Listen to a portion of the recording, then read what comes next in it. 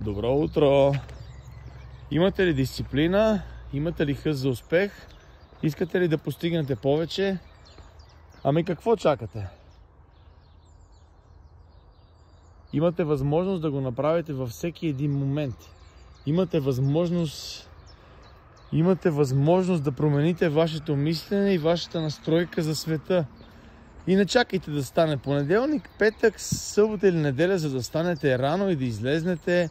Не чакайте събота и неделя, за да се наспите, а просто станете и го направете. Станете, усмихнете се и кажете: аз мога. Аз го направих, вие също можете. Не чакайте заплата, не чакайте одобрение на шефа, не чакайте одобрение на вашите родители, на вашите деца, на вашите баби, на вашите дядовци. От вас самите зависи какво ще правите с вашия живот и как ще го живеете. Не очаквайте някой да ви каже благодаря или ти го направи много добре. Дайте си сами тази благодарност, усмихнете се, изправете глава и вървете само напред. Желая ви хубав ден, успешен и благодаря.